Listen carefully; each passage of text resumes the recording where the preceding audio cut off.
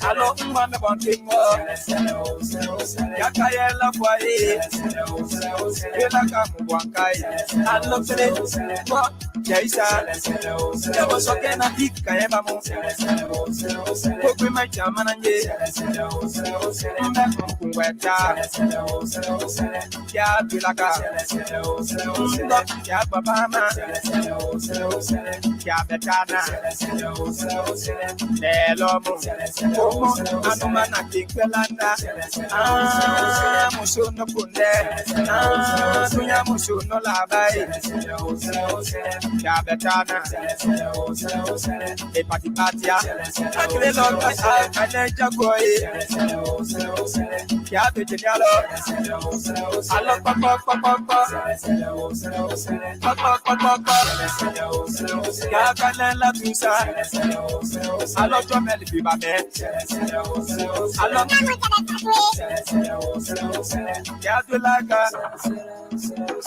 Yadulaga, Yalukelo, Yasikima, Ankanela Tushaloe, Oya Kayele, Salonina Bila,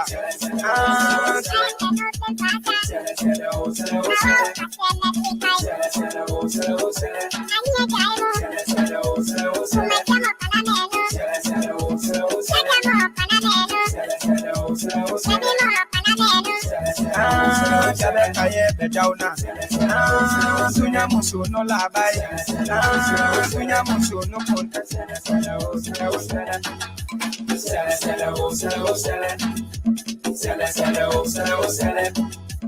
I want to pay. I know that woman no love. Woman no son of no. Yama Kamakai. Yakai, you are mine.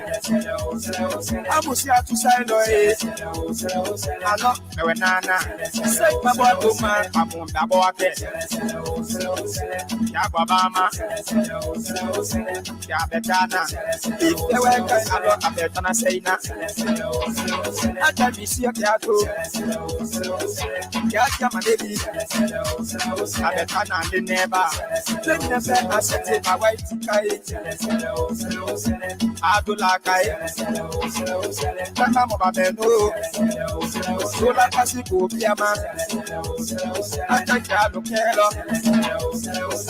and baby, I know, and I'm on no Lopandia.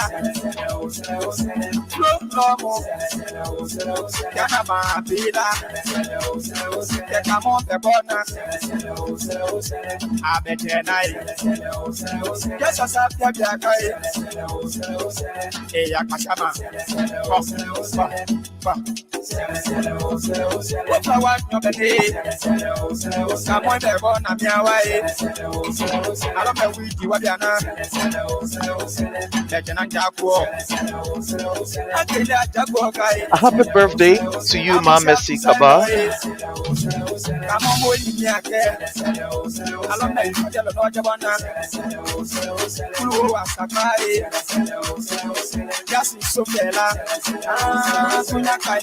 Madam Kaba celebrates her natal day today. I want to say happy birthday to you, this great daughter of our revolution, a queen of the blue eye, queen of the blue revolution also. A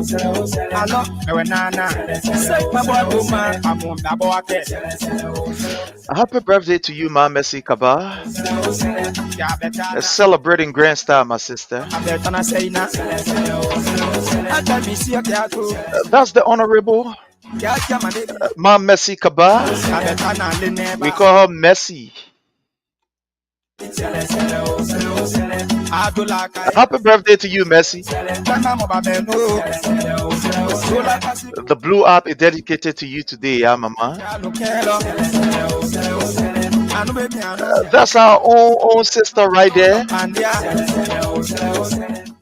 A true gladiator, a female fearless general, one who is battle tested. She has been tested, tried, and she is trusted. One of the queens of our blue revolution. She's a revolutionary. She is never afraid or ashamed to identify with her people. Happy birthday to you, Mama Mercy Kaba. Our show today is dedicated to you, Mama. So enjoy this music.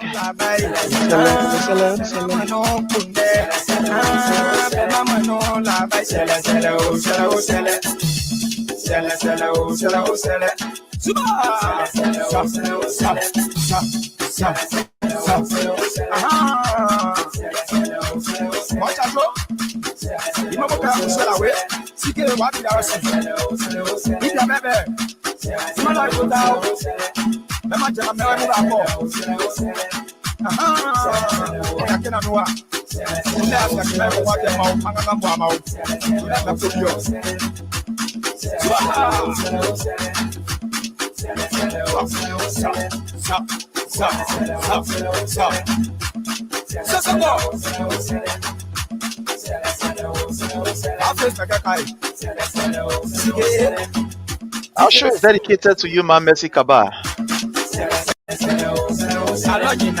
As you celebrate your natal day, happy birthday to you, Mama Mercy Kaba, our queen of the Blue Revolution. She bleeds blue.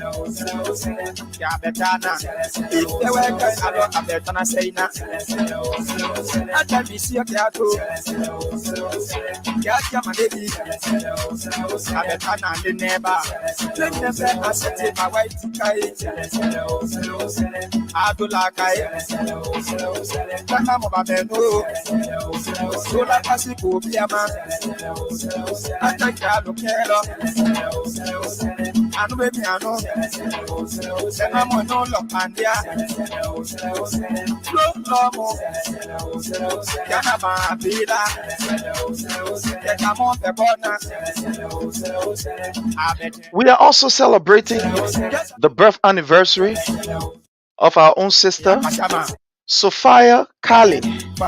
Sophia Kali, happy birthday to you, Mama.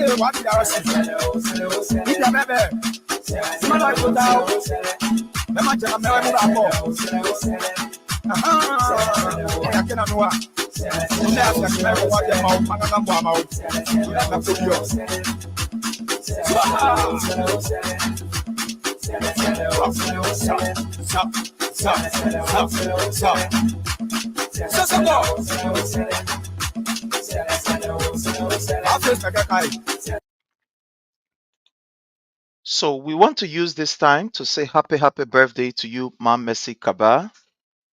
Our today's show is dedicated to you. We also want to say happy birthday to our own sister, Sophia. Sophia Kali, thank you so much. We want to say happy birthday to you as you celebrate your natal day. We say happy birthday to you, right? So let's enjoy it. Let's enjoy this day. Let's enjoy this day. Let's enjoy this day. Happy birthday to you. We wish you all of the best. We wish you all of the best as you celebrate your data day. So happy birthday to you, Mamesi Kaba. Happy birthday to you. Thank you so very kindly. So again, we urge that each and every one of us, please help us to hit the share button. We want to say happy birthday to you, our own lovely sister, Mamesi Kaba. We also want to say happy birthday to Sophia Kali. All of you who are celebrating, we want to say happy birthday to you. Again, like I said the last time, we are trying this particular new software.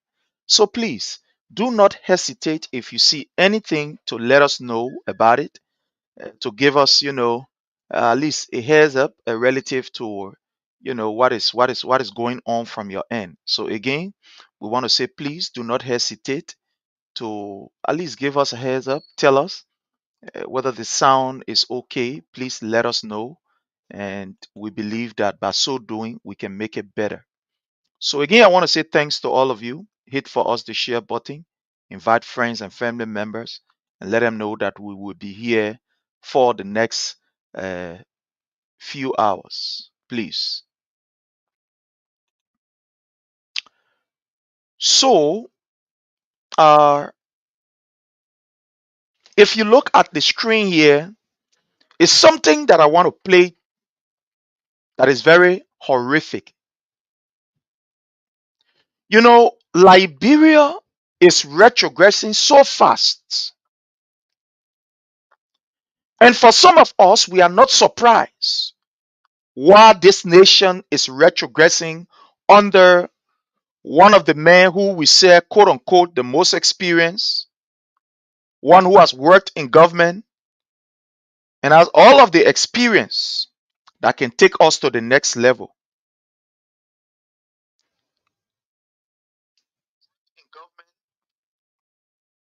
It is another sad story that I want to begin this conversation with. A very sad story.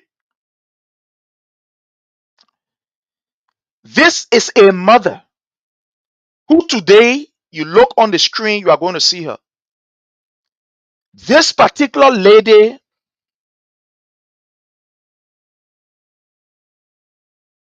lost her daughter.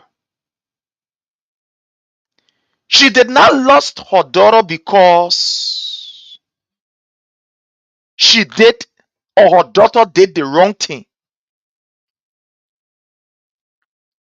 She lost her daughter because the system failed her, like many other Liberians. So I want you to hit the share button. We're going to begin with this lady's story. Very sorrowful story, very horrific story. Let me just go as I recognize some distinguished personality that have joined us. My own brother Ishaka Saw, thank you so much for joining us. Daniel Wisner, I want to salute your presence. Thank you so very kindly. He's my own big brother. We call him Sion Spacer. Hey, Sion Spacer. Sion, don't read anything you read here again after the one are blocking. Sion Spacer, so let it just be there. They hear that you hear, just be here. Sion Spacer, begging you. I don't want no noise from you. The way how you say you hear, just be here, yes, Sion Spacer, nothing else must come from out of it. But I want to welcome a big brother. We call him the great D-Way, Sion Spacer. You are highly welcome, sir. Thank you so much for joining us from all the way there in the holy city. Yeah, I wouldn't man I can be able to see, the how you call it, the Pope on a daily basis. So, big brother, you are highly welcome. Ibrahim and Barry, you are highly welcome. Thank you so much. Patrick, changing level Maulo, how are you, sir? We are here and doing great. Yeah, Esther Dix, thank you so very kindly. We appreciate your presence. I mean, distinguished people are joining us here. Distinguished people. So let us just go right and begin our discussion because we are here for somewhere around 2 hours or so, or maybe 2 or less hour, we're going to be here. So please, I'm begging you, do us a favor. You can hit for us the share button and we have a wonderful time. Please.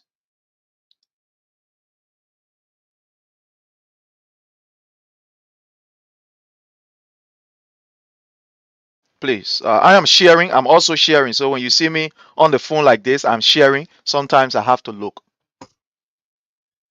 So our today's show is dedicated to our sister, Mamesi Kaba. Our show is dedicated to Mamesi Kaba. We want to say to you, Madam Kaba, as you celebrate your natal day, our prayers are with you, and also our sister, Sophia. We also want to say happy birthday to you, Sis Sophia. And all of you who are celebrating, we say happy birthday to you. Those of you who are joining us here, we also want to say you are highly welcome. Thank you for joining us. Fatu, how are you, my lovely sister? Bala Jones, thank you so much for joining us. Tuni Kofa, you are highly welcome. Thank you so much. D. Kennedy, you are highly welcome. Thank you so much for your presence here. We do appreciate you. Linda, thank you so much for joining us. We appreciate you. Thank you so very kindly, Rose. Thank you for your presence here. Yvonne, how are you, Mama? Evelyn Collins, we want to say you are highly welcome. Thank you so very kindly. I want to welcome my own sister, Hawa Tote. How are you? I hope you are doing great there, you and the family. All of you are welcome. Thank you so very kindly. When Joseph Numa Boeka promised us that he was going to come to rescue, most of you who do not understand who this man is, who don't know him, you believed him. And sometimes we don't want to blame you because it is possible. It is possible that people over the period can change. They can become better. They can become good. They can change their behavior, amend their ways. But those of us who, by the grace of God, we look at people, behavior, and other stuff like that, we told you that this old man was a schemer, was a core artist, and he would do nothing good for you, judging from his very recent past history. This was a man who was entrusted with a political marriage. That is they call it CPP, collaborating political parties. This old man called Joseph Numa Boeka dismally performed under his stewardship, under his watch.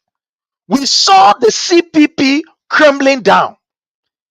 It did not happen by any natural cost, but it happened through his instrumentality, through his effort, through his word. He did everything to undermine the CPP so that at the end of the day, this man cannot be in a competition with Alexander Cummings.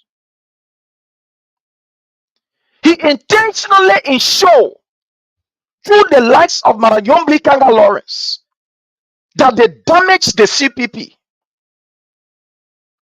So, judging from all of these signs, we told our people that Joseph Numa Boeka is somebody who will do everything to ensure that an institution is broken down and that he stands up as an individual. He is a narcissist. We told you. But as our people can say here in America, they say the taste is in the pudding.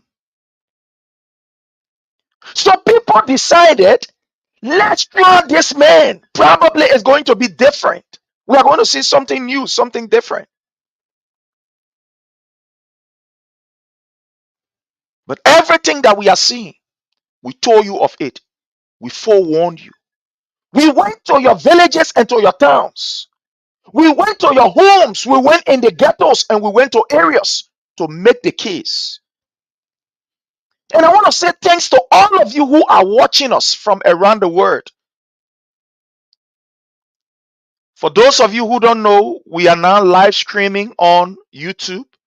Our YouTube channel is under the Palava Hut. You are going to see. Please, we're begging you, just visit the YouTube and just put a like there or just put a comment there. So those of you who are on Facebook, you can be on Facebook and just go right to YouTube and just check it up. We are trying all of our system because we are about to go big. So please, I beg you, if you have your phone, just go to YouTube, check up our YouTube stuff and just leave a comment there or just leave a like sign there or just go and, so that we can know, please. So all of our pages are active, the page and the profile along with the YouTube channel. We'll be putting together the TikTok and all the other stuff that we can put together. So we went to your villages, to your towns, to your homes, in the ghettos and everywhere to explain to you that this old man is dangerous. Giving this man opportunity will be the most terrible thing that you can ever do. But again, our people said, let's try it. I remember the late Peter Bala. He had this particular parable. He said, when you tell a small child, I think it was Peter Bala or so. Yeah. I think Peter Bala or so. Or I think Peter Bala. He said, when you tell the small child that feces is in the canal, that child will not believe it. He won't believe it. But when you bump the canal and see the feces, then that's when he yell. Liberians, we are in the situation of now the feces spill on us, and we got to deal with it for the next time, whatever time period. Happy birthday to you, Ma Mercy Kaba. We appreciate you. At a certain point in time, we're going to give her a call in this broadcast. So something happened in Dole community, which is happening all over Liberia. You would think that this old man will come indeed with the mindset to rescue his people and to ensure that things are done the proper way and our business as usual. But under a Joseph Newman Breaker government, my people, the security sector is worse. And I'm going to play this for you, and I want you to listen to this mother as she narrates her story. I want you to listen to her as she narrates her story. Listen to this woman. I want you to listen very keenly. What's your name? My name is Angeline. Angeline, tell us what exactly happened. Courtesy of Spoon. Courtesy of Spoon. The reporter there. How true is this story around your daughter being stabbed by some individual in the Dual community? How did it happen? I was still on the scene, but the person that was on the scene, she was overplaying mother house. Okay. And the woman said that her daughter and the boy were having conflict. She was seeing part of it. So when her daughter and the boy were fighting, that how she came to say, oh, why you're fighting? How the boy left and ran for the knife. So when she left, she go call police. When the police came, the police that she called the message, she should get 1-5 before he arrest the people that doing the fight. So the woman said she do have that how he left. So when he left now, they came out with violence and her mother gave him the name that how he stabbed my daughter. Okay, so let me understand it. Your daughter, what was the relationship between your daughter and this person who stabbed her? They're in the same community. Okay, they live in the same community. Yes. And then, but what was the issue with the both of them? What led to the confrontation? Like the issue? I don't know, pa. Because he just made the statement say that you the one I've been setting for. And the statement that I was on the scene, she was overplay mother house. Okay. And the woman said that her daughter and the boy were having conflict. She was seeing part of it. So when her daughter and the boy were fighting, that how she came to say, oh, why you're fighting? How the boy left and ran for the knife. So when she left, she go call police. When the police came, the police that she called the message, she should get 1 5 before he arrest the people that doing the fight. So the woman said she do have that how he left. So when he left now, the king out with violence and his mother gave him the name that how he stabbed my daughter. Okay, so that, I want to stop right here as we begin this particular discussion. I want to stop right here. Let's begin this discussion here, my people. When you fail to do what is right, when you fail to take the right decision, your sons will be made slaves. Your daughter will be sex slaves. Your children will be enslaved by those barbaric leaders. In the Bible, the prophet warned the children of Israel, according to the Bible story. When they were crying that they wanted king, they wanted somebody, they want to be like other nations around them.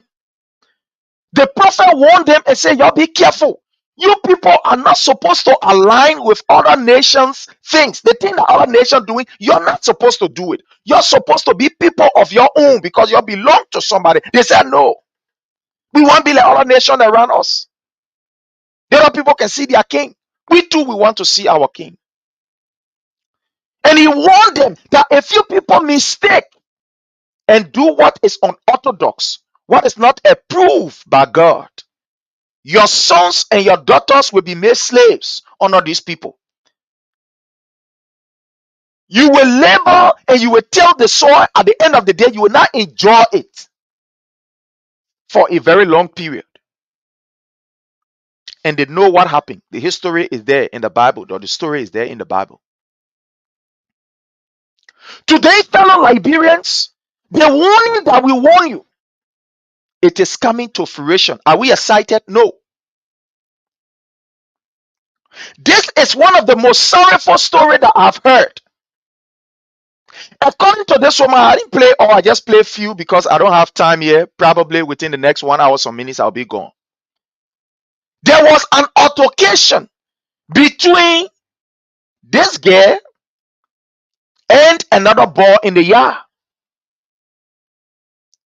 Her friend, who was never part of the confusion, decided that she wanted to intervene. You know, in Liberia now, we always want to intervene. We always want to be peacekeepers. We want to see how best we can be able to de-escalate the situation. So this girl who got stabbed was never part of the confusion. It was her friend and this other boy who was having this altercation. And she decided to intervene. In the process of intervention, this guy who was actually in confusion with her friend decided that he will also involve her into it to start insulting. I called somebody from on the scene. I told you, Doe community is dear to me. It's one of my area. That place is my hometown, I would say. I called to find out. And according to the story that I got when I saw this, I called, the guy said the confusion was never between these two people, the girl who was killed or who was stabbed. It wasn't between them. It was between her friend and this particular guy. And she went there to see how best she can be able to de-escalate the situation. In the process of de-escalating the situation, this guy got angry and decided that he was going to, abuse them and do this, beat on them. So the girl who was in the confrontation or was in this argument with this particular guy, her mother decided to go to the police station to call police because the police station is not too far from there. It's not too far from there.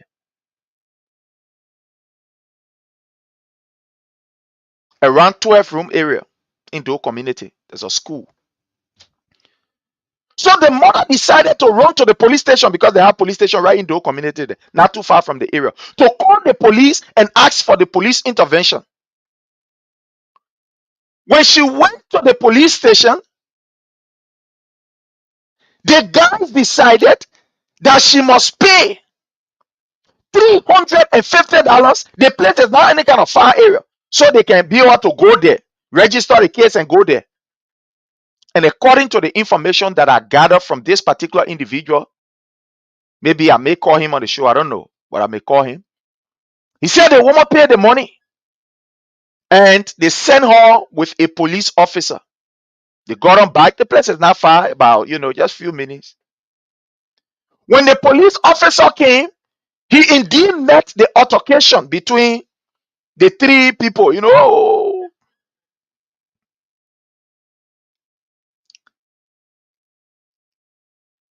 And the people said, after explaining to the police officer, thinking that the police officer was going to say, look, you know what? Let's take the case and carry it to the court. Being that he was a man, body man, and the girl there was just, 16 years old girl, just 16 years old. They were not big. Thinking that the way he was in an aggressive mode, because he has already beaten the other girl has already been beaten. The other girl has already been brutalized by him. So while he was there, he insisted that before he can arrest this particular guy, that the lady must give some money, $1,500. And the lady said, I don't got money. I want to call you. They may beat on my daughter and threatening that you will even kill my daughter. I go call you. I don't get no money to pay. I don't have money to pay. So in that mood, the police officer decided that, well, hey, nothing I can do. I'm going. He left the scene. And that particular altercation was going on. In that altercation, that boy was brave enough to go and take knife. According to the story that he explained to me. Even though I saw the video, but I also called. And the guy said, after the police officer left, because the woman did not give him 1,500, or did not give him the money, he said arresting fee. They did not give him arresting fee. He left the scene. And while there, this guy was still carrying on the act. He decided to go in the place, take knife. The girl who was trying to, let's say, break up the fight, her friend who was trying to solve the issue, that is this woman's daughter now. This lady, let me pull her up here for you to see her. This lady daughter went there to go and see how best she can intervene to break out the fight. This guy took knife and took this woman's daughter on her chest. When the girl dropped, people around the place start yelling, whoa, whoa, whoa, whoa, you killed somebody. The girl ran from the place, blood oozing out of her chest. Blood oozing out of her chest. I will play this. Let me play this, and I want you to hear just a little of it again. Was seeing part of it. So when her daughter and the boy were fighting, What exactly happened? So listen here. How true is this story around your daughter being stabbed by some individual in the dual community? How did it happen? I was still on the scene, but the person that was on the scene, she was to her play mother house. Okay. And the woman said that her daughter and the boy were having conflict. She was seeing part of it. So when her daughter and the boy were fighting, that how she came to say, oh, why you're fighting? How the boy left and ran for the knife. So when she left, she go call police. When the police came, the police that she called the message, she should give 1-5 before he arrest the people that doing the fight. So the woman said she do have that how he left. So when he left now, they came out with violence and her mother gave him the name that how he stabbed my daughter. Okay, so let me understand it. Your daughter, what was the relationship between your daughter and this person who stabbed her? They in the same community. Okay, they live in the same community. Yes. And then, but what was the issue with the both of them? What led to the confrontation, like the issue? I don't know, pa. Because he just made the statement say that you the one I've been setting for, and the statement that he told her before he did the act. So, do you know this individual who stabbed your daughter? No, I haven't seen him yet, sir. Or do you live in the same community No, where I live right now. you live right now, She live with her grandmother and her brother. and your daughter live with her grandmother With and the her brother? brother, yes. Okay. So at what time did you get to know that your daughter was stabbed? By 8 going to 9. Mm-hmm. So before I got there, she was already dead in the keke before they reached her to the junction. Hmm. So your daughter was stabbed by this individual, and then you got the information, but before you got there, she was already dead. Yes. And we don't see any of them. Now you are here at the police station. What are they telling people? Was the guy arrested? Is he behind bars? You listening to this? How terrible and horrific it is. Now, I don't want you to look at the guy. I don't want you to look at the gay. I don't want you to look at these people. You know what I want you to look at right now?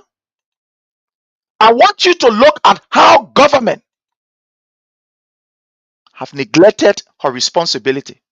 That girl died because Joseph Newman Brecker and Gregor Como decided that they will only prioritize what is in their interest and not the people of Liberia. The reason why today that woman is mourning, she will be crying for the next years to come, is because the police, who should be the one intervening in matter, decided to take money over the safety of a citizen. When you have police officers who at the end of the day prioritize money, because look, let me tell you something, it's common in our Liberian society. Even when there are issues and you go to the police station to go and file a case, you know how they will tell you? We not get penny, we not get shit. They will ask you for money. It's very common in our society. Is that something strange? Is that something strange? So Gregory Como, who is trained from the United States, who got the Harvard degree and so and has been there, what is he doing to change this situation? Gregory Como is busy on social media making content and putting lip spray on a lip and passing around, walking like somebody where they store something in a anus and say he bluffing around the place with wet clothes. Police stations are virtually being abandoned by police officers. All of them leave the police station, come on the road to look for what they will get. When you have a nation where the head is a useless old man, what will happen? The people who working under him will be the same. Look, Liberians, you're not ready yet. The day y'all get ready, nobody will tell you, say, you take action. Gregory Como on his watch, he went to King Joe and killed people. Nothing came from out of it. It look normal. It look okay. Police massacre people. It look okay. On the watch of Gregory Como in a police station, you see somebody dying, the man hang himself in the police station. You know the case that happened in Pinsville with the mechanic guy. Honor Gregory Como as a police officer. Look, the most horrific and terrible things are happening under this particular man. This lady lost her daughter because Gregory Como and Joseph Newman Boyka failed to do what is right. I want to believe that particular police officer that they went to and he came on the scene and decided that he wanted 1,005. He was some of the new police officer who didn't pay you. They have not paid them for the past, how you call 8-9 months. They didn't pay them yet. These people are not paid, but they are assigned. You see how terrible it is? These police officers, they are not paid. They didn't pay them, but they assign them. So what do you expect from such a police officer, which is very much unprofessional? But what do you expect?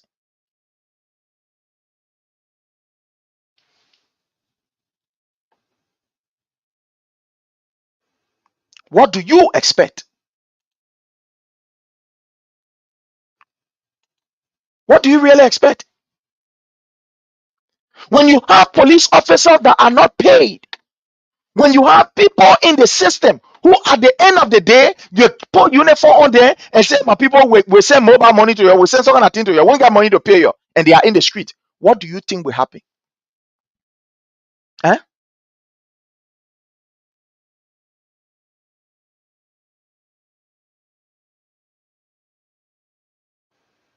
In this America or in some other country you find yourself, is that how people behave? You know, you don't blame Gregory Como. These things are happening because Joseph Newman Brecker, who is supposed to be a man that understands how government works because he has been there for ever so long, that he will do it differently. But look at today, what is happening. Look at what is happening. Look at what is happening. This lady lost her daughter only because the police officer say, we now get money, so you must pay us. Now imagine that kind of man in the night, what he would do. If in the day this man can neglect his responsibility, a citizen run to you for help and say, please help me. Somebody is infringing on my right. Please help me, and try to de-escalate this particular situation. They demanded that the woman must give 1,500. The woman not get 1,500 and not arresting the man. Today, this girl lost her life. The police should be blamed. Gregory Como should be blamed. When you put very trained people also without giving them the requisite benefit that they need, these are some of the things that happen. Don't ask me about what was happening under the Weir-led administration, because I don't ask there. It's not for me. It's not for me.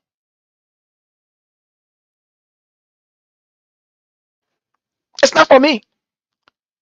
You've come to change the system. You've come to change the normal way of doing things. You've come to rescue the people. So don't ask me that question. No, that question is not for me. Sir, madam, that question is not for me. The police should be blamed. Neglect of duty and responsibility. That's police negligence.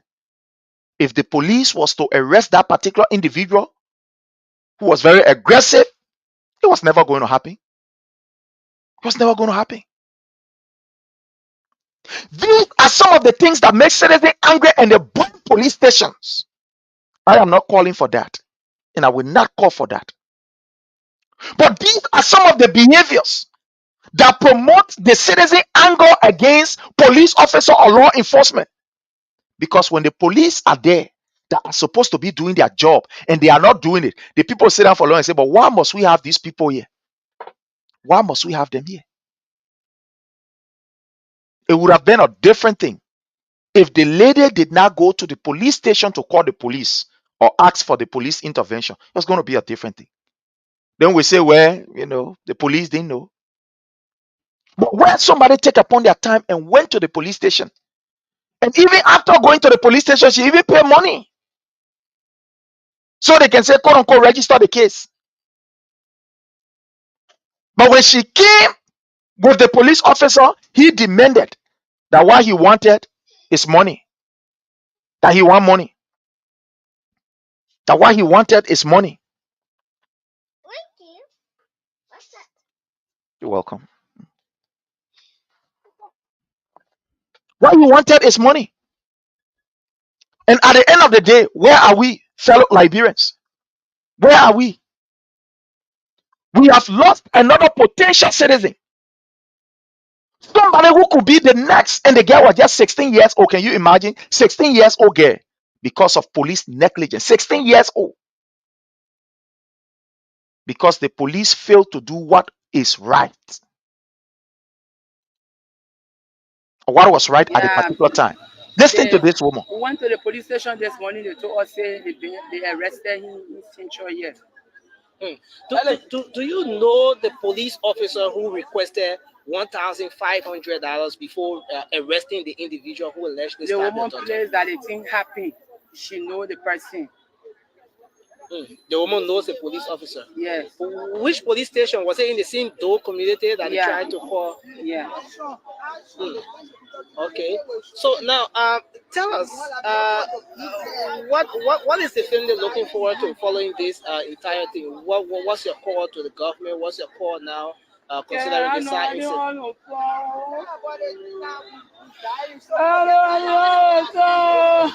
Ego. You see there?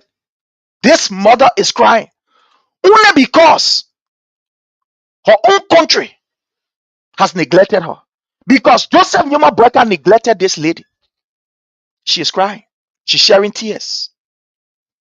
This woman should not have lost her daughter in the way, the brutal manner in which she lost her daughter. She ran to Joseph Nyoma Brecker and Gregory Como and said, "Yo, please help me. Somebody want to kill my daughter." She ran to the system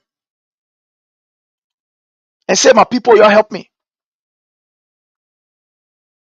It is too sad, according to what my brother is saying, Otaka, for a citizen to be treated like this.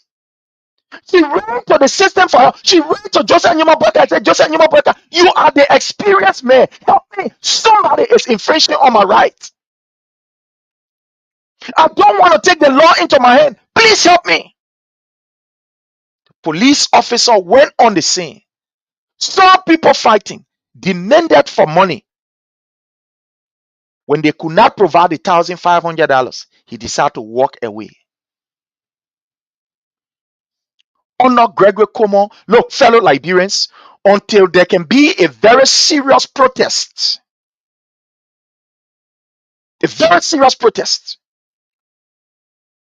people will continue to play fun out of you. We'll continue to lose our family members. Our children will continue to be abused. You think what will come from out of this? It is sad, but that's the reality. Nothing will come from out of it. Nothing, absolutely nothing will come from out of it. You know why? If Gregor Como can take sophisticated criminals and bring them in the police and put uniform on them, and at the end of the day, nothing happened until of quite recently they stole from an investor, armed, robbed, and kidnapped an investor. What do you think? You see how the police has been turned into Honor Joseph Nyuma Brecker government? The police now is the new state terrorist that we have in the country in uniform. Right in front of a police station, our sister Amanda Nimbo was stabbed to death. Amanda Nimbo, you know of that case? Amanda Nimbo, a sedition, right in front of the police station. Amanda Nimbo was stabbed to death by criminals. When you, in fact, this time now, what the criminals are now doing, they are making their base to be close to the police stations. That's what is happening. The criminals are no longer carrying their areas. Those who are harboring those criminals or those areas that you can see those notorious criminals, now this time now, they ride around the police station or where security people are. When you go around this police station, that they play the men and get a small ghetto. But every police station, some kind of way, some kind of how they get some kind of small ghetto there. Go to Central Police Station. As soon you get Red down Jalatan, hell about ghetto area down there.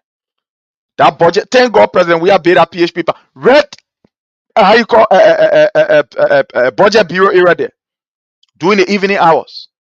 That place before to even walk there, when the PAP park wasn't down there, that wall. Go and check it up. Go look at these police stations. Almost at all of the police station around there, they get some kind of ghetto, they get some kind of thing because the police officers themselves, they are the ones that are aiding and abetting some of these crimes that are committed in our country. They are the ones. Look at this mother that have lost her daughter only because the state failed to protect her. The state failed to protect her. She ran to the state for help, and the state decided that we'll not help her. Definitely, Adams, It's a carryover from Madam Ellen government. It's a carryover. Liberians, look, it is terrible. It is just terrible. Liberians, you have what it takes to make government do what they are supposed to do. But until you can do it, we will just be here to point out the light. You have police officers in the streets in uniform that are not on salary, they are not on payroll. What do you expect? Will these police officers not be criminals at night? Why will you take a family man, put him in uniform with a flag on him, send him on an assignment, and refuse to pay him for almost 10 months? What do you think he will do when you put that man outside? Are you not telling him to go and pay himself? That whatever he can do, he should do it so that he can get money in his pocket? Are you not telling him that he should go and fend for himself? Look at the DEA. I was looking at another stuff. A lady whose son was killed by the DEA officer. They claim that the boy he's selling drugs. They kill him. At the DEA, you have almost about 85% of the people who are working at DEA. They are not on salary. They're not on government payroll. Can you imagine how terrible it is? 80% of those who are working at the LDEA, they are not on salary. When A.B. Kroma was given the opportunity to serve, he took his private security people and all he began and said, let's go to DEA. Send all of them to DEA. Then you are asking why drugs or zombie was introduced in Liberia. How will drugs now be introduced in Liberia? The people who went on the mantra that all drugs is around, we must do everything to eradicate drugs. Today, drugs has elevated itself to another level. Zombie. Look at what is happening. Fellow Liberians, protest is the voice of the unheard. It is not unconstitutional. But you know, I like the way Brecker is doing. He is building this thing up. When Josiah Joker ready, he put down our people about 200 plus. For one ministry, we just drop them down. You go to the other ministry, 300 plus. You go to another side, this other 100 plus. You leave people vulnerable. Liberia is on a time bomb. I can tell you this for sure. I'm not saying this thing to make you afraid. No. But that's the reality, fellow Liberians. That's the reality. Police officers that should respond on the scene and ensure that the issue is put under control decided to turn their back on the people. Then why must we even have a police station in that area? When you go to police station, they will tell you, you got to pay us. If you do not give us money, we will not run after the complaint that you bring here. To the extent they will be brave enough to tell you, give us money so we can get back. The cars, a friend of mine who was in the police was telling me, he said, Prince, oh, you know the car that the people send for us to use. These cars are not even at the police stations. You know where they are? I said, no.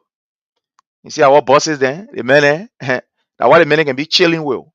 Can you imagine? The man said, Prince, that what the people can be chilling with. He said that what the people can be chilling with. Our bosses, oh, they ain't get that car then. He said, in the evening time, Prince, oh, see our men. See our men chilling in the car. See our people chilling in the car. The car that should be at the police station to respond to situations. He said, hey, now, go to how you call the place, the police headquarters. The police headquarters. Almost all of the big people, they get a car assigned with them. Almost all of them. He said, Prince, I want to tell you some of the things. You will not even believe it. So he told me, he said, Prince, you know one of the most terrible things that will happen? That Liberians will feed the weight. He said, I'm a police officer. I'm not against the highway patrol. But he said, my brother, let me tell you something. He said, you see that highway patrol? unless by the grace of God, God help us. The guys then who can be on those highway patrol, some of them in some area, that's so criminal, they're so armed robbers. He said our men they can terrorize the people. A police officer telling me, say, look, Prince, when you go all over the place, you're afraid. Liberia now is looking like a police state. If to say something is about to happen, he said, when you enter the city, you get afraid, like something is about to happen. After every 2-3 minutes walk, that police checkpoint you will see. After every 2-3 minutes walk, that police checkpoint you will see. He said, and when you see the faces of these police officers, it is enough to tell you that run for your life. Run for your life. Run for your life. He said, run for your life. Joseph Nyoma Breka will promise us that he will come to bring change. That it will not be business as usual. That he will bring people who are credible. Look at what is happening. Fellow Liberians, I will repeat before I go to my next story. We're not ready yet. When we get ready, things will be better for us. We are not ready yet. These are some of the things that encourage citizens to be very brutal against the system or against people who are supposed to protect them. Are there good police officers? Yes, they are very good police officers. But the bad ones, they are many. And what can we do? Is to do what is right. You saw what happened in Kenya. It can happen in Liberia. It can happen in Liberia. Until then, we say to this mother who lost her daughter, our deepest condolences. But mama, the people will say, it happened, it happened. It is sad. It is very sad for a mother to lost her child under such a situation and circumstances. She went to the police and the police refused to help her. She went to the state and the state turned its back. You get police officer instead of doing the work that they're supposed to do. You know what happening? They're fighting.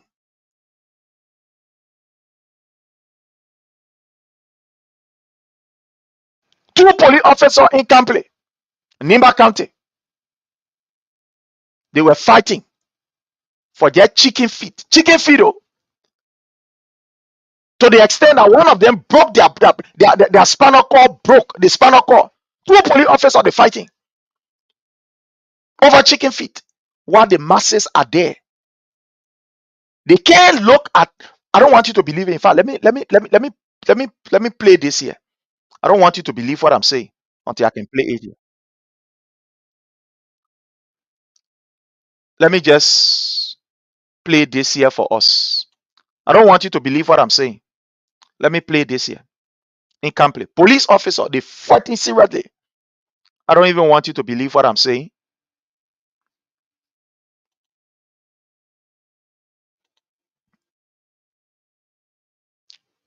I don't want you to believe what I'm saying. Listen here. Look here. Look there. La Lagos National Police Party, la Lagos National Police Party, Campley c'était la Lagos National Police Party, Campley c'était la Lagos National Police Party, Campley c'était la Lagos National Police Party. No, yes, you broke his spinal cord. You see that? You see? You see that? Police officer. You see what is happening in our country? Look there. The Lagos National Police Party. Look there. Campley c'était la Lagos National Police Party. You see? Look how he held his friend. And the other man is an elderly man. That man is an older man. Look there. Look there. You see that? Broke his friend's spinal cord. You see that? No, yes, You see, look there. There's an elderly man. The police that should be protecting us, they are fighting over chicken feet.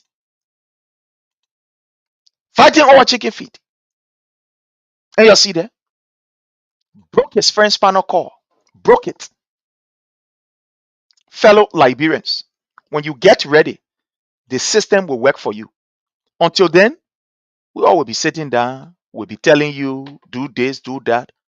But well, again, the only thing that we can do is what we can do to point light on some of these things that are happening. That's all we can do, is to point light, is to tell our people about some of the barbaric acts that are happening. Fellow Liberian, the most talk about most recent issue has to do with the appearance of Honorable J. Fonati Kofa on Spoon,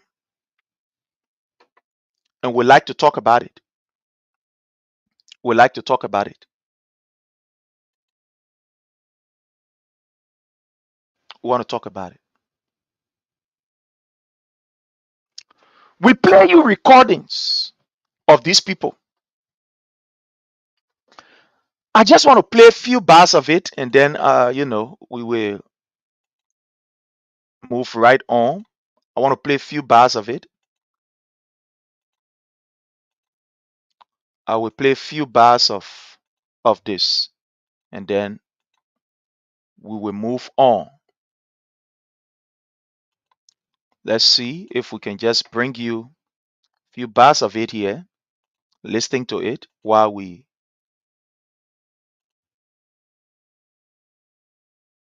get ready. Sometimes October, we saw the divided house. Your group 30, the opposition let's listen. 43. If the records are correct, sir, the Liberian people like to hear from you. What's the way forward? So I want you to listen. Let's just play the sound. Listen. Understand the numbers. It was 30 in our session. It was 35 in theirs. They started off with 42. I am going to carry in front of it. Not the count of absences. They had 35. Yes, we do have a divided house, but it is still one body. The lawmakers. I'm just going to carry in front. There are some 49 votes. portion that I want you to listen. In your arsenal as to what you would do next, because today, Tuesday, we saw that you guys were adjourned because there was no quorum. We come on Thursday. What's the next step for the Liberian people, sir? Okay, so today we asked the Sergeant at Arms to go to the various offices and find members and bring them to session per our rules. If they escalate Thursday and don't come to work, then we will likely ask the court to compel them. And that's where we think most members will not want to be lawless. They will abide by the precepts of the court. Because at the end of the day, what is established is the plenary of the House of Representatives is the Speaker, or in his absence, the Deputy Speaker presiding over the membership, 37 of which about zoning laws for the Republic of Liberia.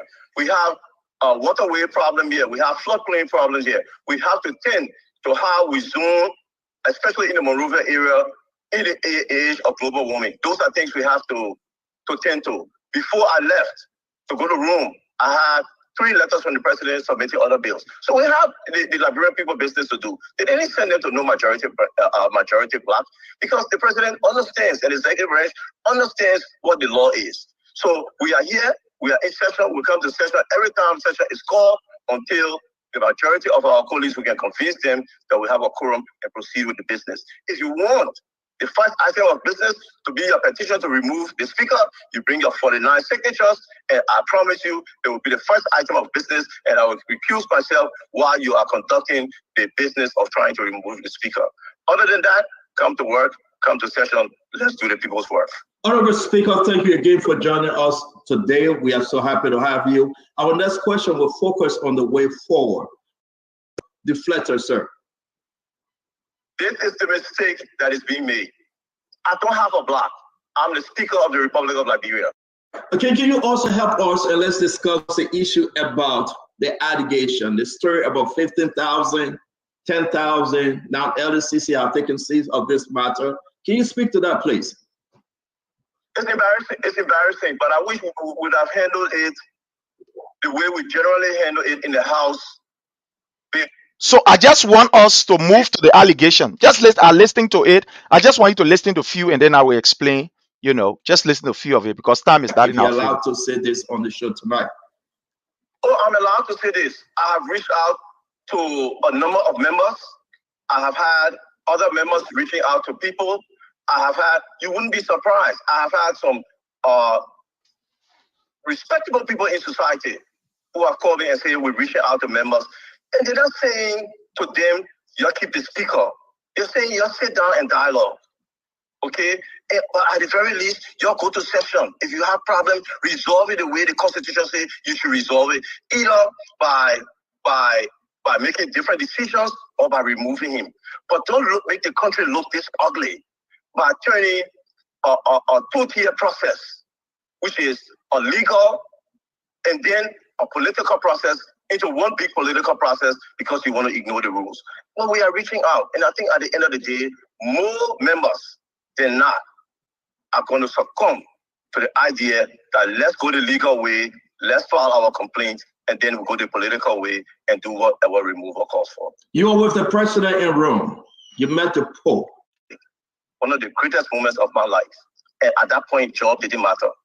So we saw the Pope, and it was an experience, and I'm blessed because of that. What was your question? If I talk to the president? Yeah, have you spoken to the president on the group that tried to unseat you? Reaching out to people, I have had, you wouldn't be surprised, I have had some respectable people in society who have LPRC, National Port Authority. And it was, for me as a Catholic, one of the greatest moments of my life. Running down a slippery slope. So we have the capacity under the constitutional rules of the House of Representatives to resolve this by ourselves. And we should do that. I don't think it's necessary to invite presidential intervention. Majority of the members are trying to remove you. They are from Unity Party. So do you think it can only be necessary if the leader, the political leader of the Unity Party step in, not as a president or the party chairman? Okay, so when you're talking about, to be honest with you, I haven't looked at who belongs who where. But when you're talking about going to do the political, on the list, sir, if you don't mind. I got it right now. Okay. I got it right now. So I inquired of the law firm. The law firm's constraints on the lawmaker. What happens with the lawmaker and his post salary and his hustle? You know what people tell them? You know, at this point, you got to begin to compromise the integrity you came here with. Because people will come, especially some of my colleagues, the crafty ones from the 54. So, you have to make money. Okay? These individuals gave me a mandate, say, Speaker, make us different. So I'm managing this change because I know my colleagues from the 54, the veterans who understand when the budget comes, Speaker, before we test the budget, go tell the president that you will give us X amount of millions of dollars. No, I'm not going to do that. Speaker, we have even an example. Okay, and all of this I'll be able to provide concrete. Where lawmaker comes to me and says, Speaker, we have these 9 presidential bills. We are negotiating with the Ministry of State for $150,000 to pass these bills. I call the minister and say, don't pay it in. So, fellow Liberians, I just want us to, you know, go right here. Let's see if we can do this. Let's go right here. I want to see if we can do this together. Let's see. I want us to go to the meat of the issue and then. To my colleagues, do not ask these executive branch agencies for money. When you start doing that, they will not respect you. Okay? You're doing oversight. You go to a private business. Say, oh, we came to do oversight here, X, Y, and Z. Okay, but you know what? Give us $25,000. $10,000 is that, of that will be for the speaker. You know, we want this money because the speaker has to have his share. If they call me, what do you want me to say? Yes, give it to them. No, I'm going to say Those are members from, excuse me, my Mr. colleagues have Speaker. told me, wait, hold on. My colleagues have told me they want to be different. And I'm preventing all these things in this time of hardship for a lot of members. A lot of people are not going to be able to stand up to it. I admire all of them. When we ever put up this resistance, they come and say, okay, Speaker, you know you're right.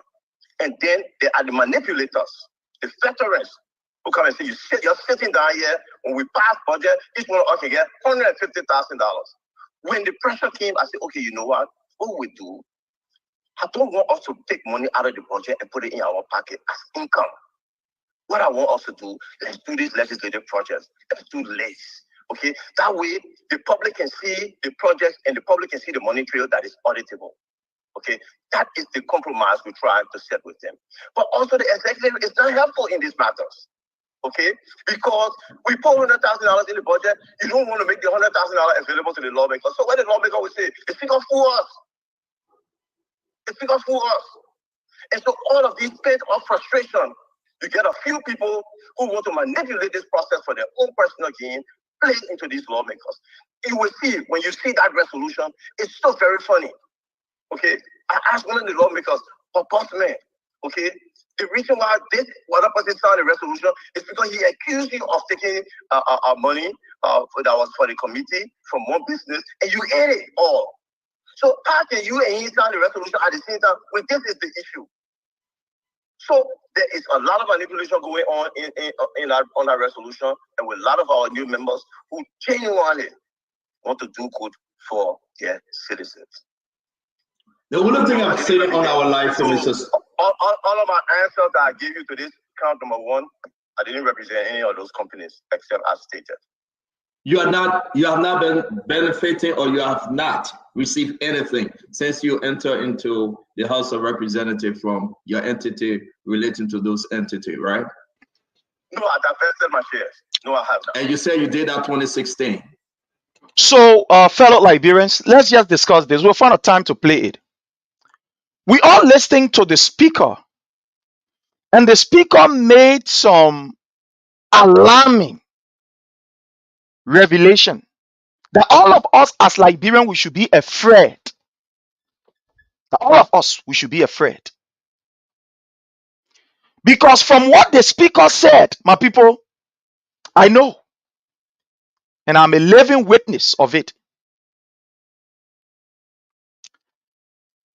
Our lawmakers are behaving the way they are behaving because you and myself has given them that authority to behave the way they are behaving. We have given them that authority. These are people who are paid to go to their constituencies and consult. They are giving money. My question to you is, fellow Liberians, even though these people were giving money to consult you, to ask you for your view, did any one of these lawmakers go to their constituents, had a discussion with them as it relates to the reason why they should remove the speaker? Has there been a palaver hot discussion, whether it be at the Atai Center or whatever, soliciting the views of the people relative to the removal of the speaker? When you look at the counts that they lamented in their whatever paper it was, resolution or whatever it was, is there anything in that paper that is talking about building schools for your children? Is there anything in that paper talking about building hospitals for you? Is there anything talking about building roads for you? Is there anything talking about job creation for you? Is there anything in that particular resolution that talked about the security of the state? Is there anything? Is there anything in this people argument that talked about empowering Majebe, Masumbo, Kwetombo?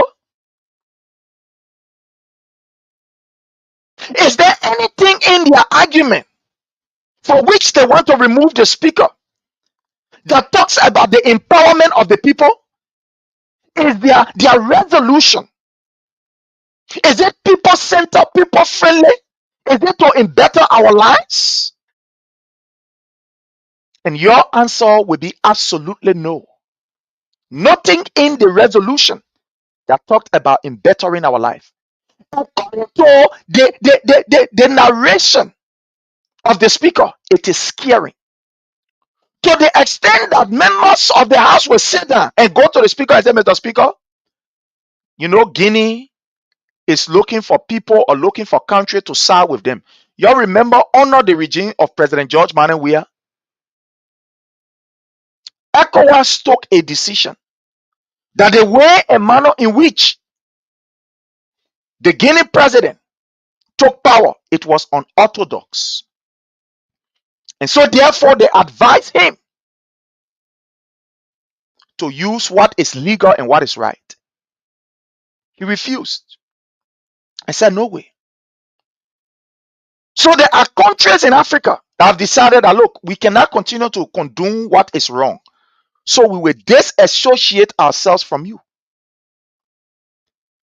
So the Guinea junta leader is looking for country to align with, to recognize them.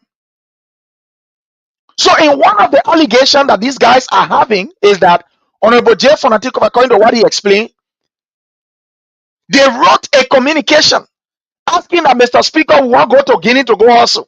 Lawmaker, they want to go to Guinea. We'll go to the Guinea president and tell him, my man, Liberia can recognize you. We can start doing business. We can proffer your interests. Then they give them money, they share it and come and sit down. Now, it is scary because this is Liberia that will be taking the seat or that wants to take the seat of the non-permanent member on the Security Council. But all of the lawmakers that submitted that particular communication, they are all members of quote-unquote rescue team. Those lawmakers that are asking that the speaker or that ask the speaker to give them a communication so they can go to Guinea to start interacting with the government. All of these people, they are all lawmakers from the rescue team. All of them. All of them are lawmakers from the rescue team. My question to you is, fellow Liberians, are these people really in your interest? Are they really in your interest? So because of that, they said, let's move the speaker. The speaker not read a letter. He gave a letter for us to go Guinea. So we can go cajole the people, take money and put it in our pocket. The speaker spoke very eloquently and clear. Correct. Okay. And I got some of the screenshots and I got some of the evidence Listen. on this document. They cannot provide you with evidence that we have elected anybody from ECOWAS. I was within my statutory power provided by me in the rules to appoint those officials, and they are serving well at ECOWAS. Thank you very much, sir. Can we also discuss the issue as one of the major in these fundings that you overspend as Deputy Speaker 2022 on your budget from 1.5, 1.6 million to 5 point something million dollars? Can you please speak to this, sir? Yes, and this is the reason why, although I committed myself to doing an audit, this is the reason why when the first time I saw this outturn was when the budget was submitted to us. It is not true that any member, as was exerted last Sunday, came to me to discuss issue of outturn. And I will show you the hypocrisy in a minute. When I saw this, I called my staff. They gave me the evidence of this money movement. And I will produce screenshots and documents to that effect at my trial of how money was moved. So I said, no, I don't want to implicate anyone, but what I will do, we must do the audit. So now they have even extended it to 2022. So we'll be asking the GAC, instead of just 2023 audit, to 2022 and 2023 to see what happened here. I'm not a financial expert. I'm not just going to throw charges. So I just want the public and my colleagues to let's agree that this GAC audit will happen as I mandated. I wanted to see it at the end of 2025. I mean, at the end of October. That's what precipitated the fast hurry of spreading this resolution around to prevent it. Okay, I want the audit. There was even testimony on Sunday that I prevented the audit. I want you to call the Auditor General of the Republic of Liberia. When the auditors were changed from here, when I was in the States, the GSP called me to complain because they sent them 31 questions to answer. So one look at those questions, they got scared. They drove the people here from coming to open a shop here. Now, let's come here. You know Liberia, right? A friend of mine told me something, and since that time, I hold strong onto that thing. He said, when a Liberian lie against you, whether be it in your absence or in your present, don't let it go. Don't say, I will forget it. Ensure that you can be able to debunk the lies, because Liberian lies are poisonous. It's like a slow poison that is very dangerous. Never be like somebody who will say, when somebody lies, say, me, I will just leave it. I will leave my own with God. Don't allow Liberian people to lie on you and say you leave your own to God. And that is the worst mistake you ever made in your life. I'm telling you. That is the worst mistake you will ever make.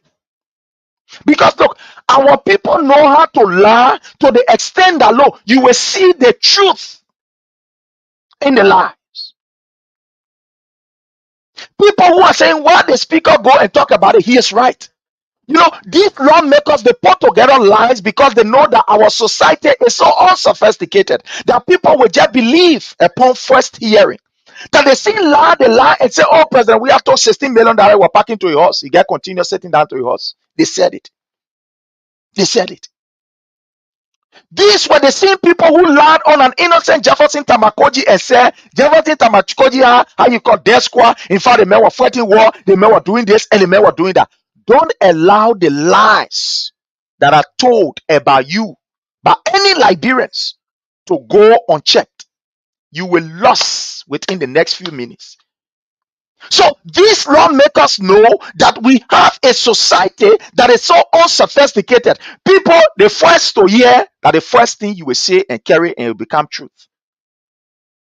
Why you think they were fighting while he was away to carry on their evil act? It is because when you are going to come back, we say that water under the bridge.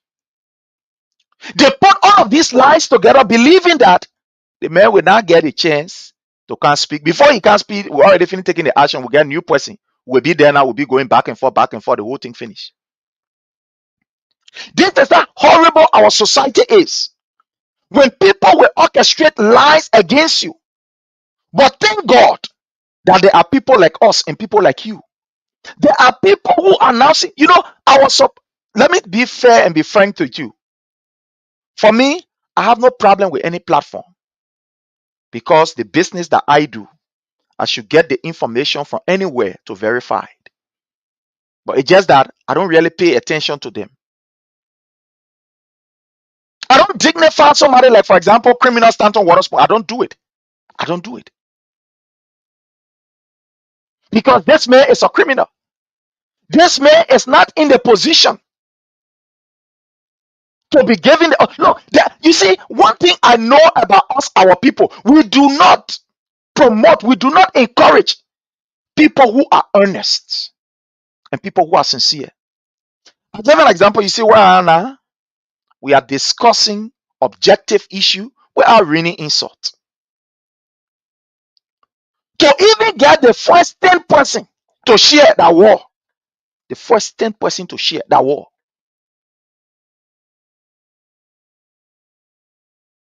I've been here for about 1 hour, some minutes. I'm not getting the plenty likes. But if I were insulting and denigrating people, oh, forget it. The whole place, print on fire, print on fire. So we do not promote what is just. We do not promote what is right. We denigrate, we bring down people who want better for society. That's why I've come to the place not to even worry, but to do what I have to do.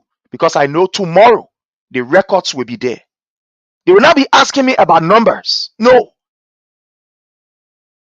History do not ask for numbers. How many persons listening to you? They will say what you did. They're not asking. Today or tomorrow, when God help us, people will not say how many person listening to you. They will say when this thing was happening, did you say something about it? Did you enlighten our people? And the records will be here for generations to come. So that's how our society is. They were trying to ostracize people who want to see things happening the right way. Those renegades, and we want to say to our people, we want to say to you, it is about time that we must make these people who do not want to do what is right uncomfortable. We are coming there. We are having a series of meetings behind the scene. We are coming there. We will make these people uncomfortable to their place of work. We will make their children uncomfortable at their various schools. We will make their wives uncomfortable. You cannot try to play with our democracy and plunge our nation into nonsense. Then we look at you and fold our arms and clap for you. No, it won't happen. It will not happen. Look at the counts. Is it about you? Look at the roads that are badly shaped or are in very terrible condition. Look at what is happening to our people. Flooding is affecting them. Joseph Newman Boyka has what we call emergency funds to intervene. Presidential, I think some kind of presidential, something disaster management program. Is Joseph Newman Boyka using the money of the disaster management program on you and myself? No. Is he using that money on you and myself? No. But Joseph Newman Boyka is celebrating his son's birthday. His son's birthday. Putting money in his son, he said foundation. You ask me foundation, putting money there. Why you, the Liberian people? You even get food to eat. They are taking $25,000, giving it to somebody to remove somebody. But fellow Liberians, time is of essence. And like I said, we are trying this software. I am going to call someone. Let me call somebody here. Let us call somebody here. Let's see if we can call somebody right here. Just bear with us. Let's see if we can call this person. Yeah. So while we're trying to call this person, let's listen to this further. While we try to call. Name to you did that. They will call a name to you. And we have their testimony, their letter that was written to me as to who drove them from this campus. And ever since we have been trying to negotiate with the few that this audit must happen. So, Honorable Speaker, please allow me on this issue. Sure. Did you, by any means, replace any of your controller from the House of Representatives based on all these preliminary findings? Never. Which one? No. Okay, so you are saying that are you calling for audit? Have you called for audit? Are you persistent that there will be audit if you remain speaker for this 50 phase? I signed the contract, and not only for that, for the first time in post-war Liberia, because I'm not sure before the war that the House of Representatives must be audited. I signed that contract. It was one of my campaign pledges. Okay, we have had difficulty in doing that because we have resistance. Look, Senator, let me tell you in this place, the resistance to change. So let's see if we can call someone here. Let me see. Let's see if we can call Madam Kaba. So just bear with us. Let's see if we can get her on. Thank you.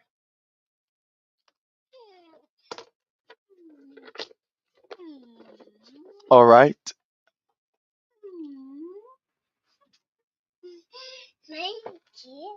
So let's see if we can.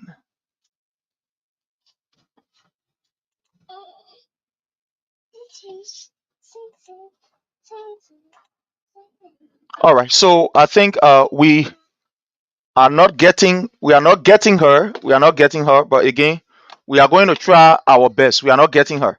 So let's listen to this while we try to do some adjustment for our end. Audit will show us all of our discrepancies, and then we'll set up systems to be able to run this place. That's not crime. So instead of, I can tell you one thing though, I don't have a signature to a bank account. I don't have a check that I signed to an account of the Republic of Liberia. So people want to make it look like I open my drawer, I take one check, or I go to the Ministry of Finance and say, give me one check. I write on the check, I go to Central Bank, I cash it, and I go away. That's not the procedure.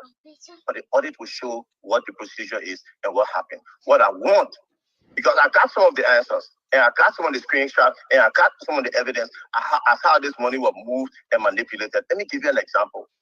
Because of this, I got concerned that anything happening in my budget, I would like to know. One of my staff alerted me, say, Chief, in April this year, say, Chief, you know your budget, you have spent $5.9 million. I said, how? Then I inquired of the Ministry of Finance. They said, oh, no, you know, the House of Representatives cost $2.2 million. We have to run it through your line.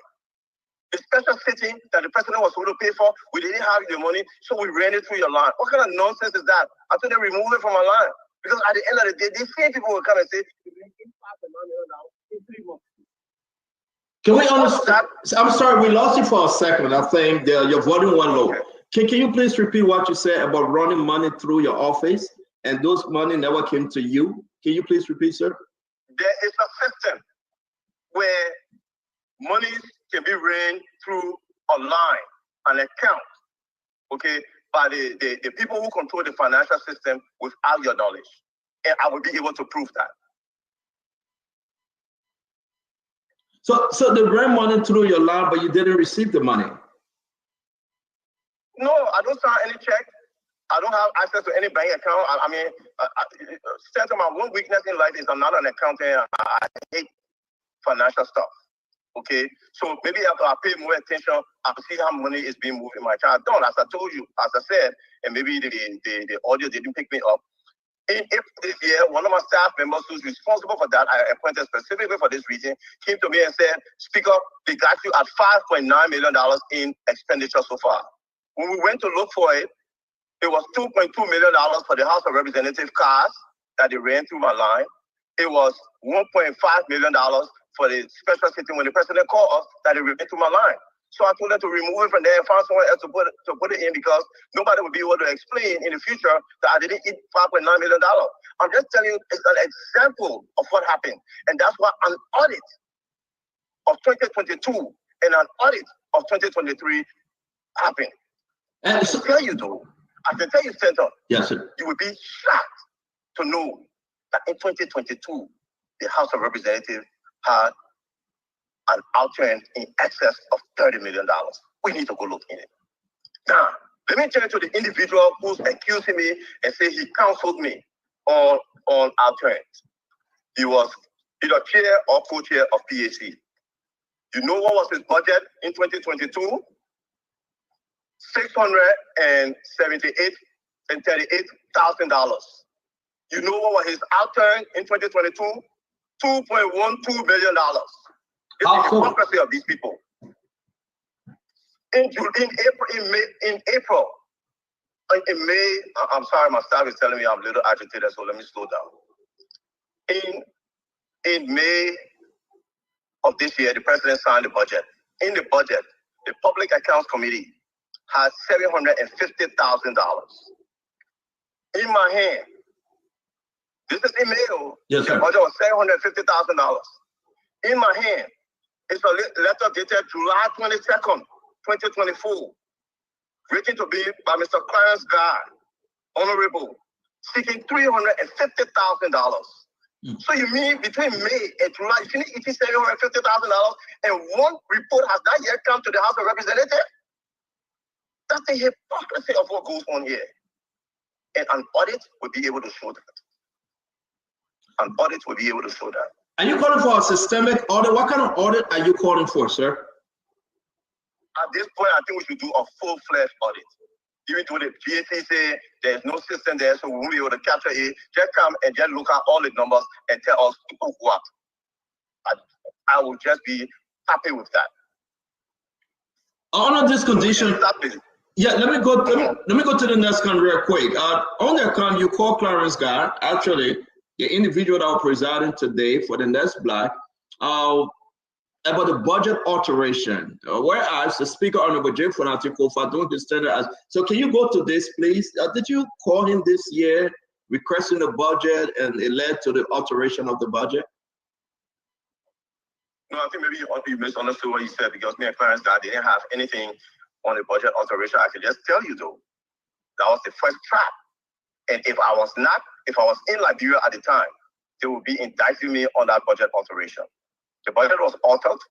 They got documentation.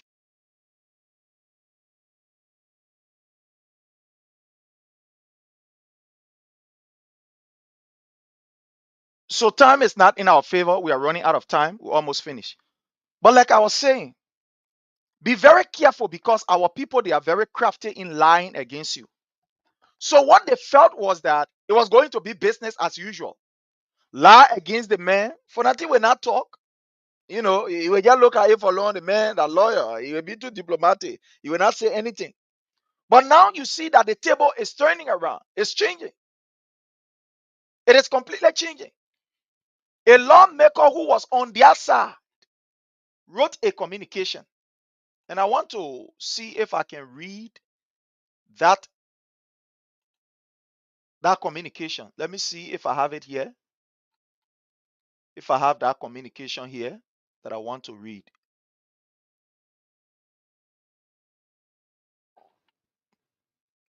Yeah, a lawmaker did a very, very, very good piece, distancing himself from what they are doing. Let's see. I think I should have it here. Okay. So yeah, we are going to read it here. I have it here. We are going to read it. So let me just read this particular communication. Mosorado County District Number 12 Representative Jerry K.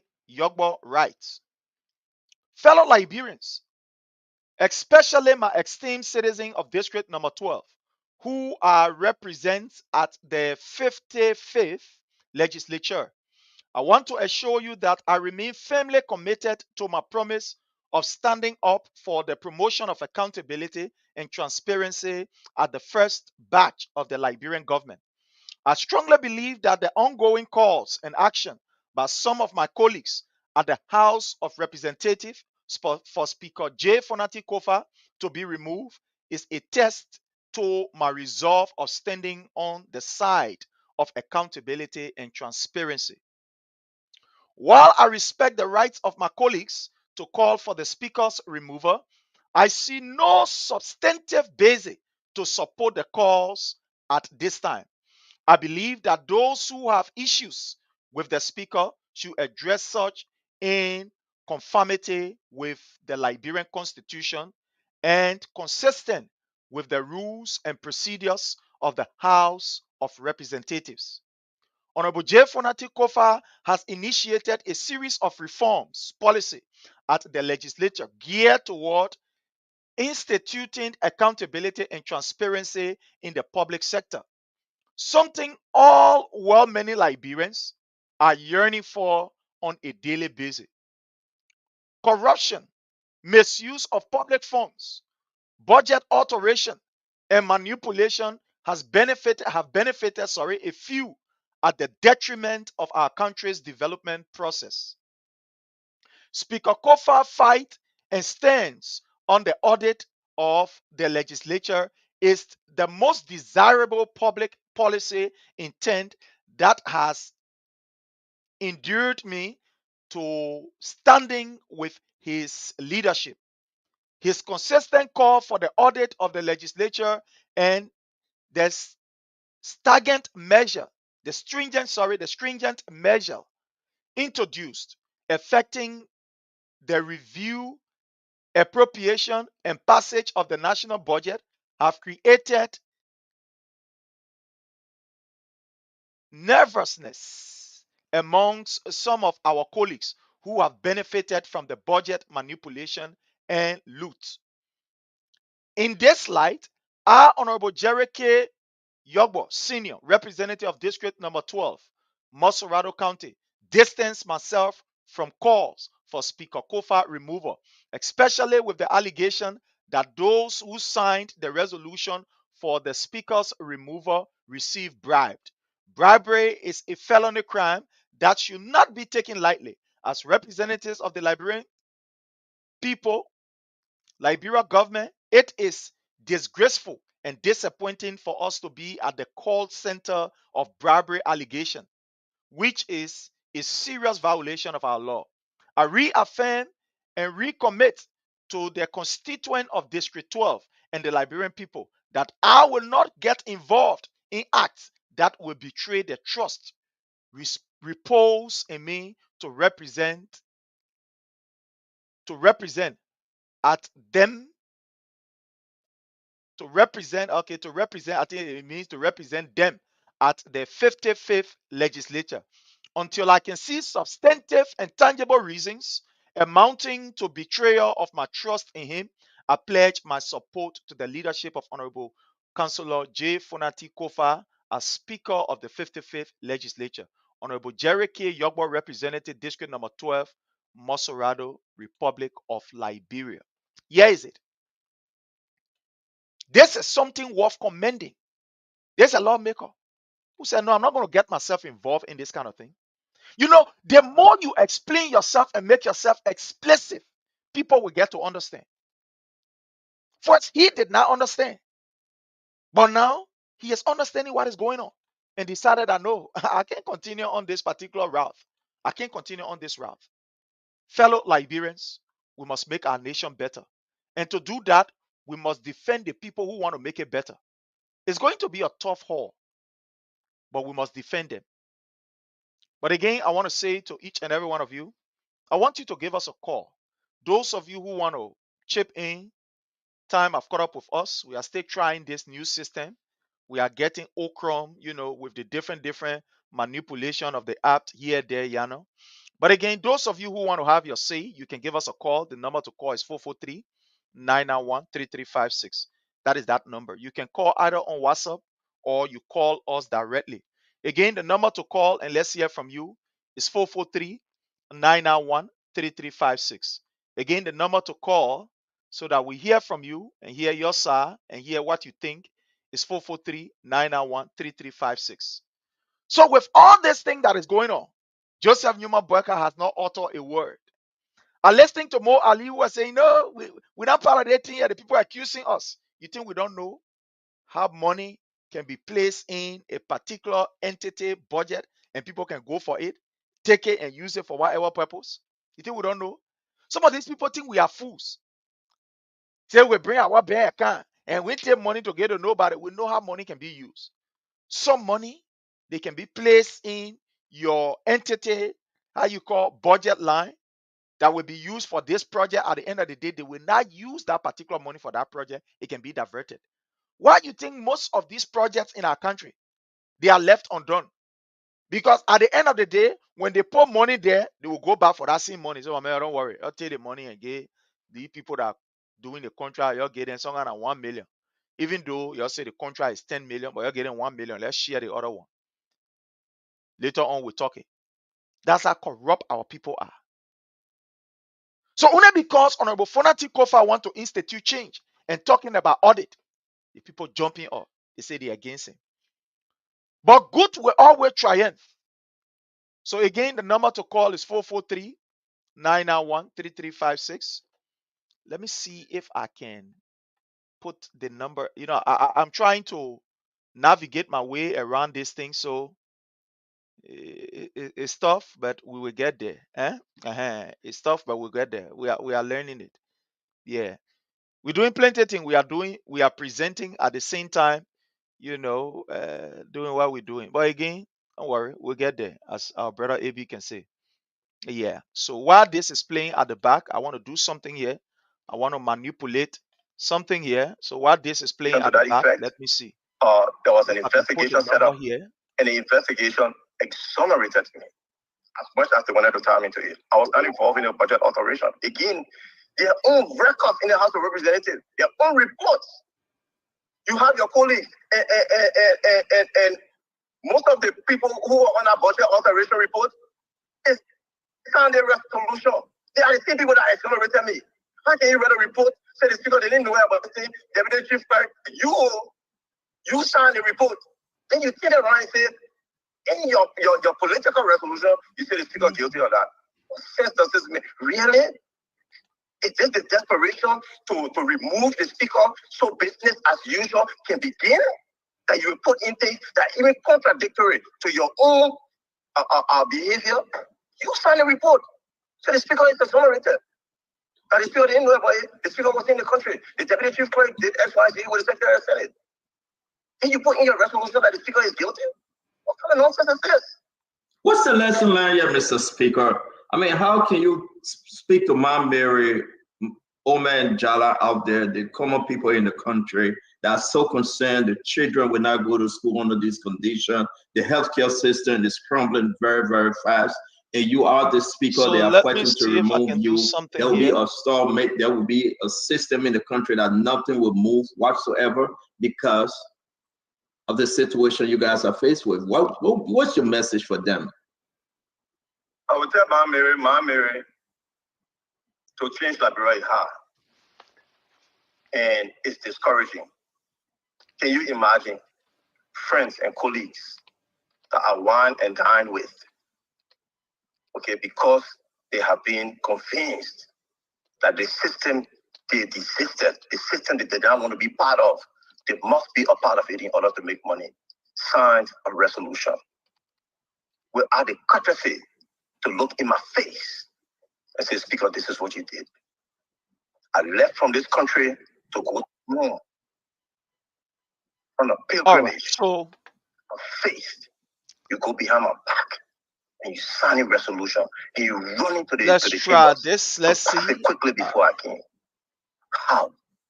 Ma Mary, do you think that is fair? Do you think another speaker will come and sit in this chair and want to change this place?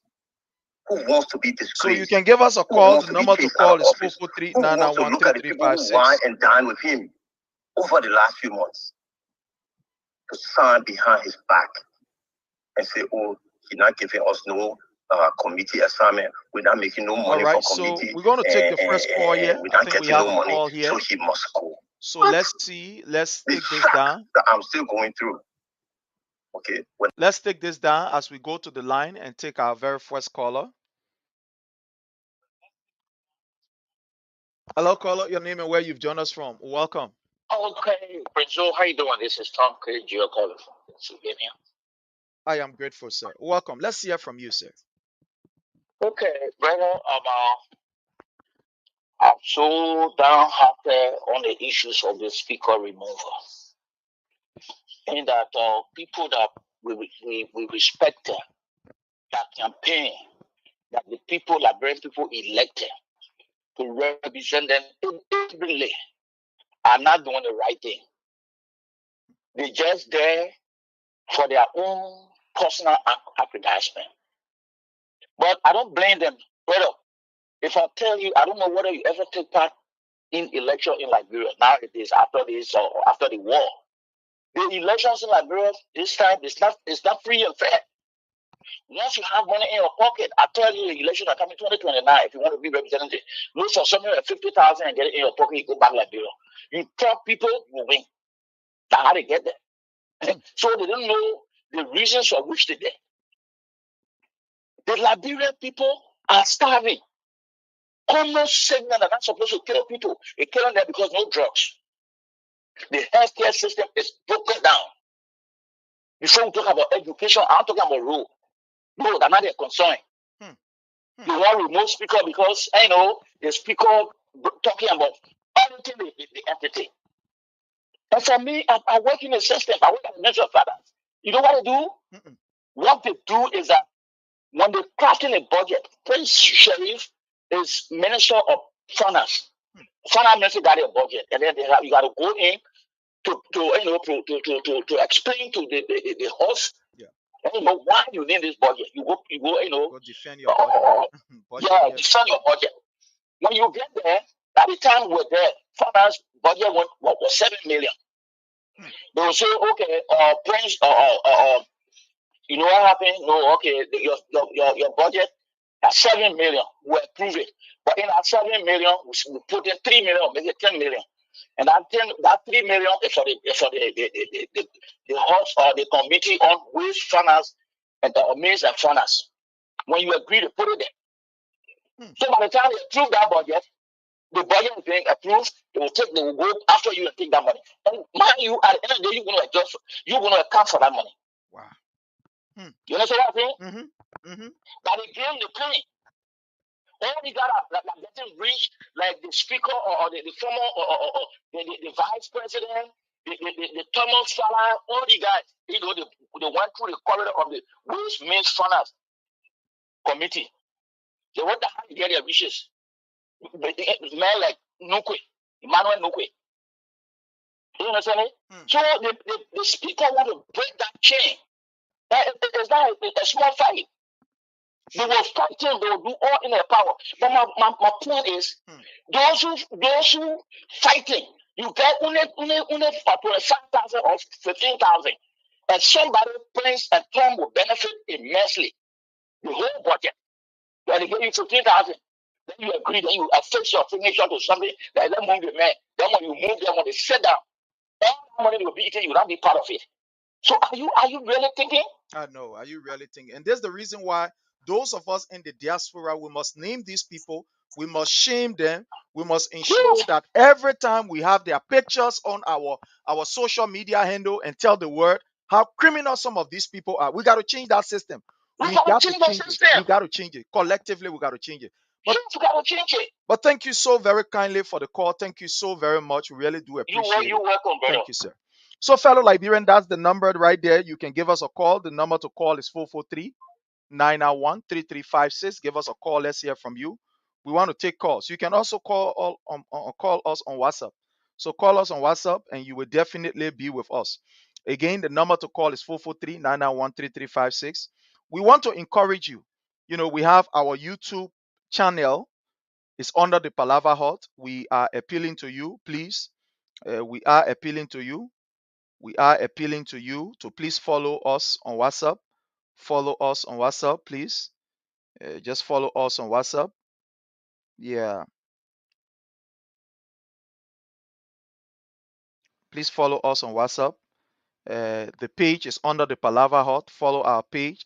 I know most of our people were saying they were not getting notification, but I'm grateful with this particular, new app that we are navigating, that we are able to at least, get indication from our people that they are now getting us. So again, I want to say, please, like the page, follow the page, please, like the page and follow the page.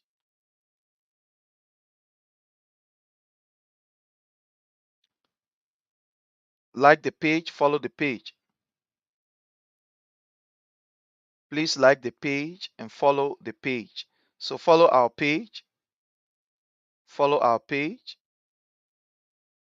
Yeah, so you can give us a call, and the number to call is 443-991-3356. Okay, time is of essence, and time is something that all of us, we should be able to manage very, very well. Like I said, I'm still working on this thing here.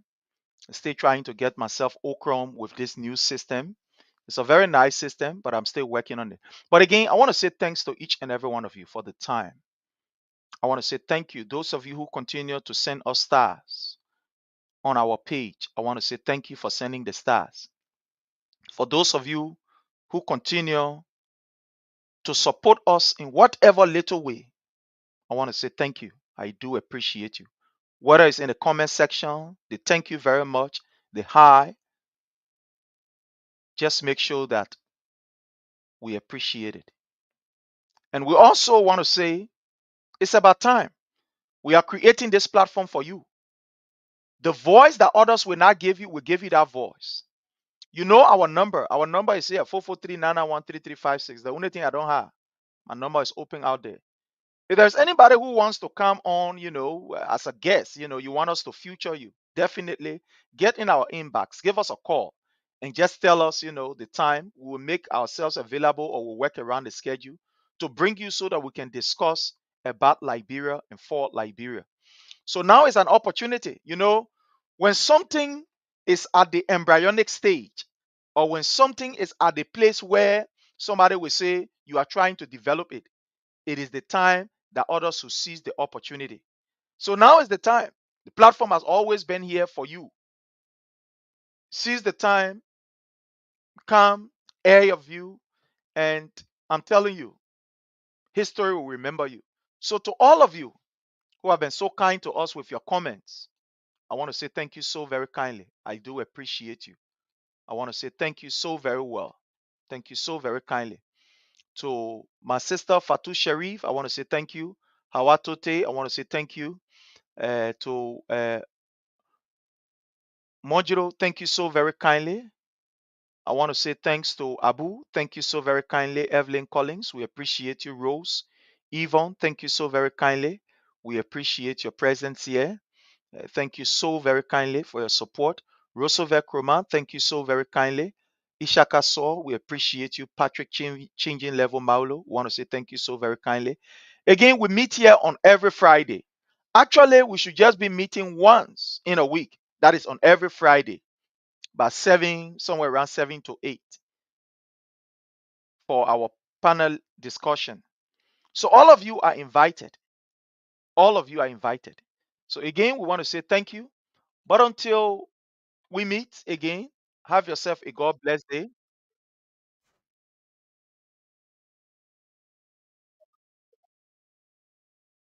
I want to say happy birthday to Ma Messi Kaba. Until we meet again, my people, enjoy yourself and have yourself a God bless day. Bye from my end. Let's see right here. All right. So that is that. Have yourself a God bless day.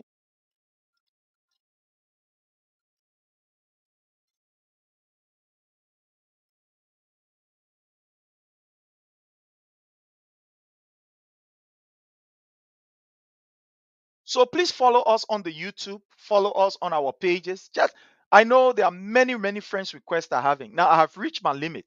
I'm at my 5,000, especially for my page. I'm at my 5,000 limit. But you can follow me. You can just follow me, you know, and that would be good. So for those of you who send your friend request and you see that I have not confirmed it, it doesn't mean that I'm ignoring it. No, it's just that my friend request is so filled that I can't add anything there. But if you follow me or you send me a message on, the WhatsApp messenger, sorry, the messenger, I would definitely get it. I would definitely get it. So until we meet again, I want to say thanks to all of you. I really do appreciate you. Thank you so very kindly. Again, keep telling us of the sound, the background. We're going to be working on it. I want to welcome special Forces General. You are highly welcome. Thank you for joining us. And we are going to be inviting other people very soon.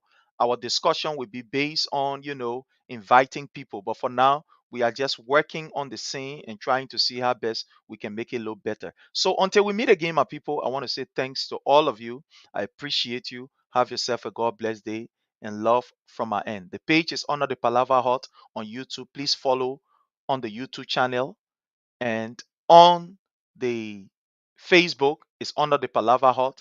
My personal page is Prince Sharif. You can follow it. So until we meet, bye from our end.